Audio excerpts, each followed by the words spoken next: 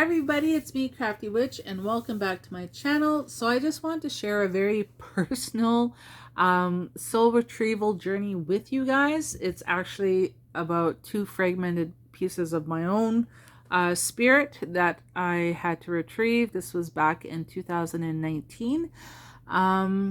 And for those of you that are sensitive to the subjects being mentioned, such as, child abuse, trauma, that kind of thing, this is your disclaimer now to click off the video. Okay, and for those of you that are still here, thanks for sticking around. This soul retrieval was done following a cacao ceremony I had attended.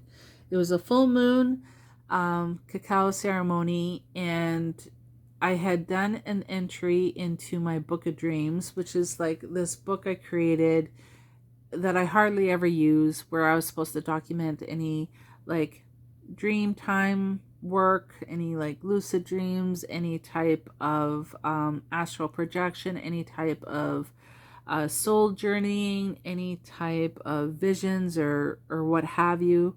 And I really haven't stuck to it too much. Like sometimes I do, sometimes I don't. Sometimes I write it in, I'll just write my dreams in my regular journal. Sometimes I write them in my grimoire. And I really haven't been documenting them as best as I should. However, I did document my experience with regards to this cacao ceremony I had attended. It was in Fort Capel, which is about an hour from where I live. And it was during a full moon, and the theme of that was to release that which no longer serves us. And like we all had to tap into like the spirit of the plant of cacao, and it was a very interesting, very powerful experience. It was a very old, ancient, feminine, strong, powerful, yet very gentle spirit that we tapped into and kind of got to know, almost like a very ancient, grandmotherly, warm, soothing, inviting spirit, but very powerful and predominantly used for healing. So it was a very, very powerful ceremony. And so I attended that. Then I think it was that was the weekend prior to this entry, which I had entered on April 23rd, 2019. So it would have been just probably a few days before my actual soul journey. So for me, when I access or go on soul journeying or to do like a shamanic type journey, I utilize drums to get me into that state. And there is no chanting, there is no singing, and it's just a very fast, repetitive drum beat. I'll kind of mimic it here on my grimoire, just to give you guys a bit of an idea. So it's like, so it's kind of like that. It's a very, very, very fast drum beat. Like I said, there's no chanting, there is no singing. And this particular journey was about half an hour of that constant drumming. If you want to journey for longer, that's fine. This particular journey only in this reality only lasted half an hour in our type of time frame. The journey itself in that particular reality lasted 2.5 days. So like time was really different over there than it is here. And it was a very powerful and profound experience. Now, some people don't believe in sharing those kind of real private type of experiences, but I'm going to, and it's my information to share. And I feel that for some reason, I feel very called to share it.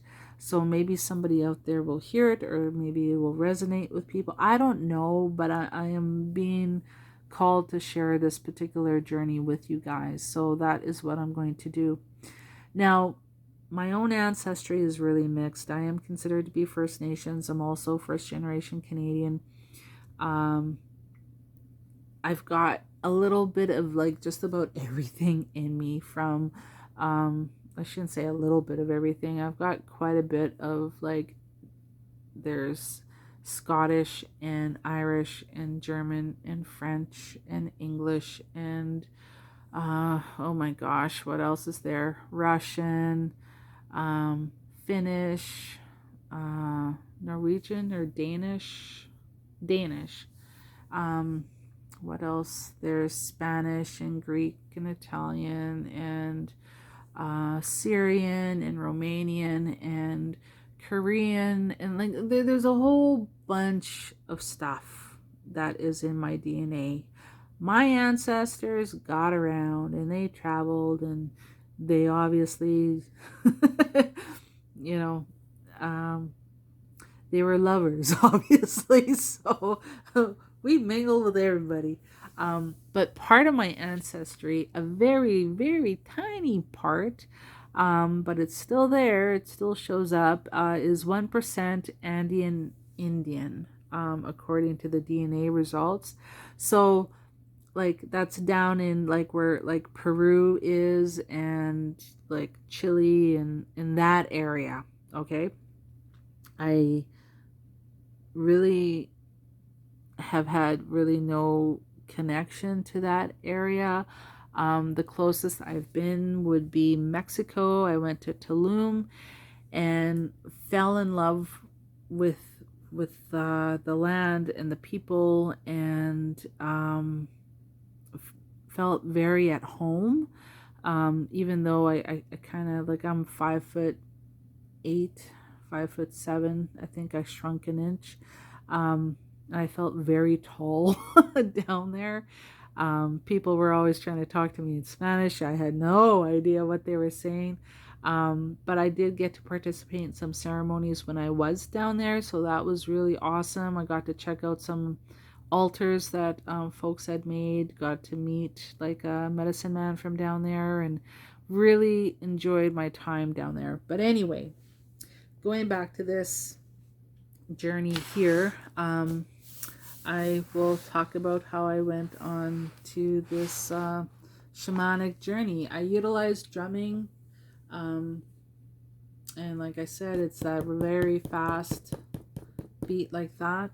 And if you guys are interested in doing any kind of soul retrieval or soul journeying like that, it doesn't, like, when you go on a soul journey or a soul shamanic journey, it doesn't have to be just for doing soul retrieval. It could be for a variety of different reasons. It could be for, I don't know, teaching and learning and guidance, or connecting with ancestral spirits. It can be, and it doesn't matter what your ethnicity is, or which path really you're on. It can be utilized for a variety of paths. Like I said, it doesn't matter what your ethnicity is. Anybody can do it, because it really is a technique that I believe that, and this is just my belief, that since time immemorial, all of our ancestors at one point in time were pagan, and all of our ancestors spanning the globe have utilized different ways to connect with the spirit world and to journey to the spirit world. And I mean, that's just documented everywhere in history. All kinds of people have, have been written about in those type of experience. So anyway, this is just my own experience, and I thought I'd share it with you. So what I'll do is I'll kind of read it verbatim. I might paraphrase here and there. So, yeah. So again, this was April 23rd, 2019. This morning I went on a shamanic journey via drumming. I saw a lush green tropical forest and was greeted by a short South American indigenous man with short hair and a skinny stick through his nose while wearing a red breechcloth. He smiled at me and guided me through the jungle. We came to a cliff overlooking the rainforest canopy below. There were mountains in the distance. His arm swept across the view as he was showing me. He never spoke to me at all. Then he took me to his village. By now it's nighttime. There were grass huts and torches lit the central area of the village. So it was like the huts were like in a circle, and then there were like torches that were kind of like on the interior of the circle, and then in the very center there was a platform. I saw a platform, and on it was a child, a girl with long, light to medium brown hair. As I got closer, I recognized the girl to be me when I was about 8 or 9 years old. I was instructed to heal her. This was done telepathically as we didn't speak. While they were there to assist me, they wanted me to do the healing work.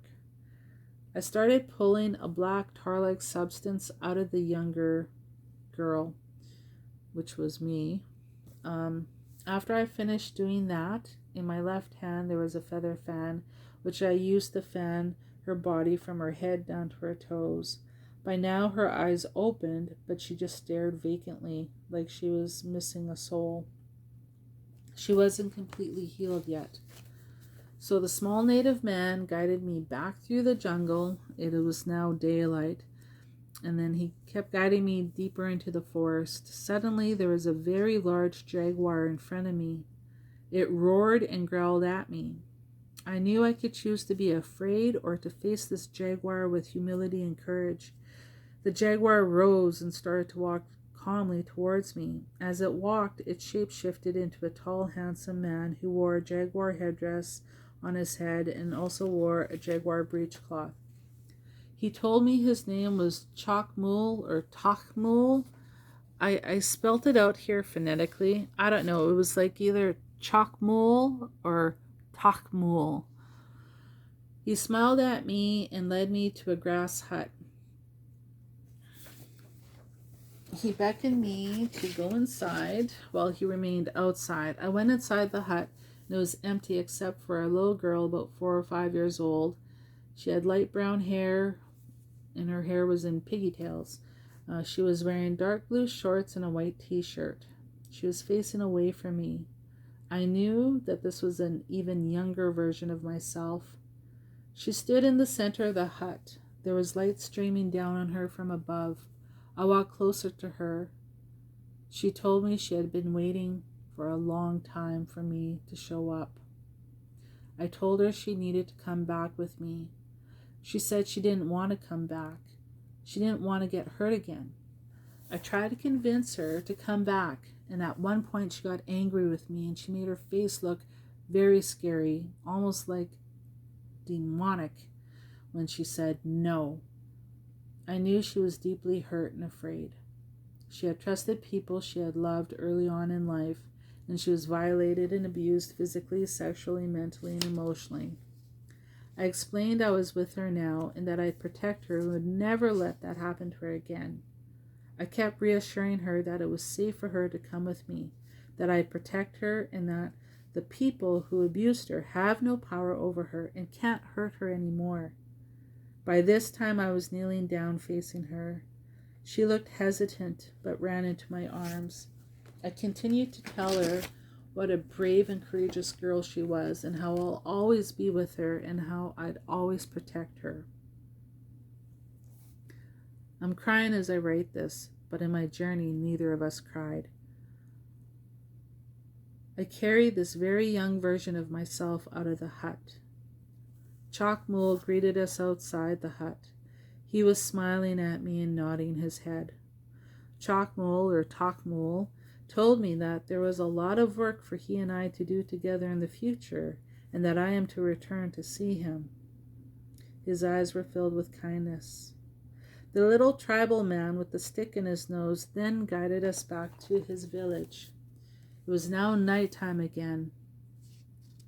My other younger self, the one who stared vacantly and was unresponsive, the one that was 8 or 9 years old, was still on the platform. They sat her up and when I say they, I mean like the villagers that were there. They sat her up, and she stared straight ahead. I, in my 4 or 5-year-old self, walked up behind her.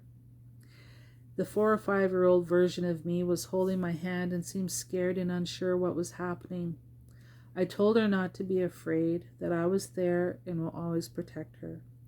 She let go of my hand and walked closer to the 8 or 9-year-old version of herself. She then looked like her spirit was being sucked back inside the 8 or 9-year-old at the base of her skull, at the back of her neck. So like the 8 or 9-year-old, the villagers sat her up, which was like the 8 or 9-year-old version of myself, okay? They sat her up, and then as, say she's sitting here, and then as I and the 4 or 5-year-old version of me walked towards her, the youngest version of myself, the 4 or 5-year-old, was really scared and was really unsure about what was happening. I told her, you know, I always look after her, protect her, that kind of thing. And then she walked up to the 8 or 9-year-old version of myself, and it was like the 4 or 5-year-old got pulled into the back of the head at the base of the skull of the 8 or 9-year-old version of myself, if that makes sense to you guys. Okay. So as soon as she got pulled into the base of the skull at the back of the 8 or 9-year-old version of ourself, the 8 or 9-year-old woke up, and she became aware and was responsive of what was happening around her. The villagers were happy that I had just completed my own soul retrieval, and they were happy that I was able to reconnect these two fragmented pieces of my own soul, my own spirit. My guide, the fellow with the stick in his nose, guided me back through the forest. It was now daylight again, and then that's when I came back to this reality. It was a very quick journey. It was about a half hour lapsed in this reality, and about 2.5 days within that other reality. There was one key piece that I did forget to mention, and I wrote that at the bottom here. I forgot a key piece. Once the 8 or 9-year-old version woke up and became aware, they told us to hold hands and to dance very, very fast. We were like holding hands, and we started spinning together as we were dancing super fast. And then there was this bright light, bright white light between the two of us, and then we merged into one person, and that was the adult version of me. And that's when the soul retrieval was completed. That's when the 3 pieces all came together. So the first piece was the youngest piece that needed to go into the 8 or 9-year-old, and that fragment then merged with my adult fragment, my adult soul that had been fragmented, right? So it was like 3 pieces altogether. There was my adult version, the youngest version, and then the other child version that was 8 or 9. So once the youngest, the 4 or 5-year-old version merged with the 8 or 9-year-old, then the 8 or 9-year-old then merged with me, and then that's when the soul retrieval was completed. So yeah. So then I go on to talk about how my soul had become fragmented. It first started at the age of 3 or 4 with the abuse that I had gone through, which was, there was sexual abuse, physical abuse, emotional abuse. And then the second fragment occurred when I was about 8 or 9 years old. That's when our family had moved to this little town. It was an extremely racist town.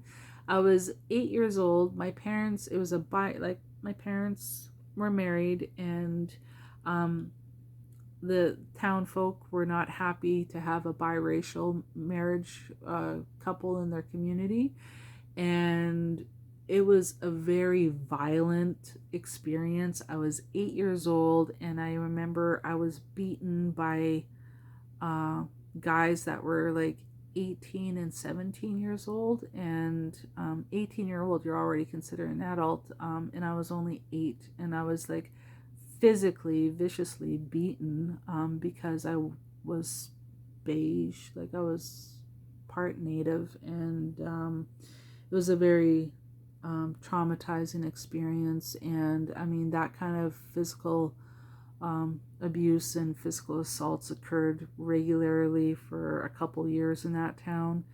And nothing, like, my parents tried everything, police didn't do anything, school didn't do anything. There was a lot of physical abuse, a lot of mental, emotional abuse, a lot of racism. It was horrible. And that's where the other fragmented piece of my soul, that's when that fragment split and kind of shattered there. So I needed to bring those two pieces back. And then then I go on to talk about how I done some research on Chocmool or Tokmool, and found out that Chocmool, that they are like South and Central American, like indigenous statues. And then I wrote on here red paw jaguar, whatever that means. I think they're like a red paw jaguar. I think their statue would have like their paw like this. And that it was the red paw jaguar would hold excuse me, offerings for the gods, for the dead, and would hold the dirt used to fill graves. And then I put I try to draw again jaguar, and then had to do with like sun gods. And that could explain why anytime, like, my interaction with Chocmool, this is my drawing rendition here, no artist, but it was always daylight when I interacted with him, and that would make sense if he was connected with sun gods, right? So anyway, this is, I don't know, Chocmool or Tokmool. I have no, I'm not too sure if it's Chocmool or Tokmool, but I can't draw. But this is my jaguar headdress that he wore, and like it was a whole entire jaguar fur that he wore, with the head on top of his head. He had the jaguar breechcloth. He was very tall, very handsome. And then this fellow, he was shorter, like a lot shorter, and he had this real thin, like long stick going through his nose. He had really short hair, and he had like a red breechcloth, and he was like my guide. He would take me to see him, and he took me to his village, and then he would take me back after completed the soul retrieval process. He brought me back to this reality. Don't know his name at all. So yeah, that was my experience with doing soul retrieval on myself. When I had started the journey, that was not my intention. it literally, that's where that journey led me to go. And looking back, I mean, I've been on my own healing path now for like 20-30 years already, and had thought I had healed a lot of my traumas and that kind of thing. And I've heard about soul retrieval and that kind of thing, but I thought, I was fine. And didn't realize that bits and pieces, due to trauma, bits and pieces of my spirit had been fragmented like that and needed to be called back. And soul retrievals can be done for other people, and I've never have done it on myself before. I haven't done them for prior to this for other people either. It was just it was stuff I heard about, I kind of knew about, but never actually had any personal experience doing that. And this was a very powerful and profound experience, and I found it very helpful. Going on shamanic journeys or soul journeys, you can use it not just for soul retrieval. Like I've said before, you can use it for healing, you can use it to work with ancestors, you can use it to tap into knowledge and things like that. I had no intention of doing any kind of soul retrieval when I started out on this particular journey. So I did find it very profound, and it was super fast, and it seemed, and the whole time, the way time is so different. Some journeys you might find that time goes by really slow on that side versus over here, or vice versa. I was in that other reality for 2.5 days, and including the nights. I was there, for quite some time with the villagers and the people and Takmul and this fellow and the village that we done that work in, and like and yet only half an hour lapsed in our time here, right? Like it was so interesting. I guess you can say. But yeah, so that was my own journey, and whoops, I just wanted to share that with you guys. I felt compelled to share it with you guys. I do know that, yes, it was pretty personal and private information, but I am okay with sharing that with you folks, and maybe it might help somebody else out there on their healing journey.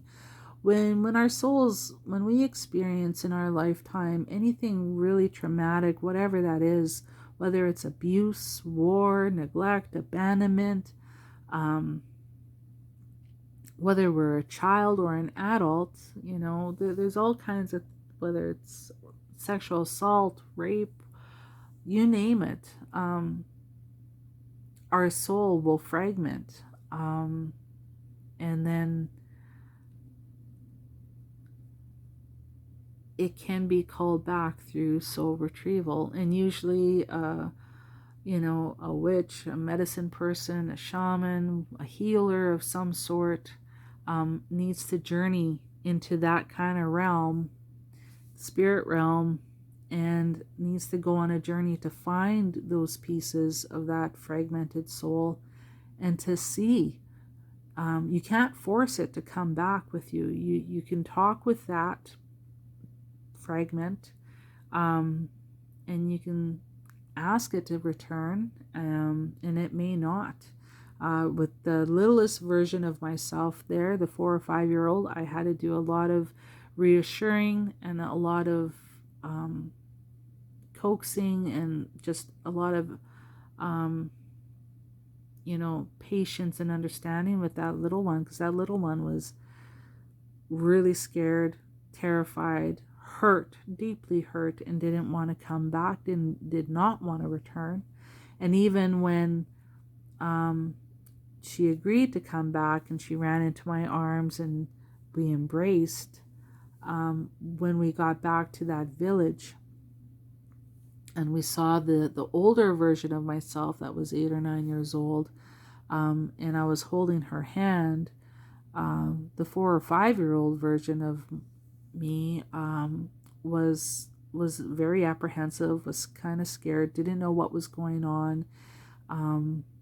But then when I assured her that I would be there and I would always protect her and she's safe now and all that kind of thing, she did approach the 8 or 9-year-old version of ourselves and was pulled into the base of the skull at the back of the head into the 8 or 9-year-old version, and then they merged together as one complete fragment, and then that fragment then merged into myself, and it was just a very profound experience, and then yeah. just kind of rambling now, but anyway, it can be very helpful and very useful, and you don't need to use shamanic journeying or soul journeying um, to bring back fragmented spirits or parts of your soul. You can use it, like I said, connect with ancestors. You can use it to get information. You can use it for teaching knowledge, healing work, all that kind of stuff. So obviously, when I had gone into this, I didn't expect it to end up being a soul retrieval process at all. But that was what was needed to be done, apparently, and that's what happened. You can go in to it with a specific intent. When I done this one, there was no intent. I just wanted to go and journey and check it out, and that's what happened. And yeah, so that's my version, my experience, and it's been an interesting process. So that's it for now.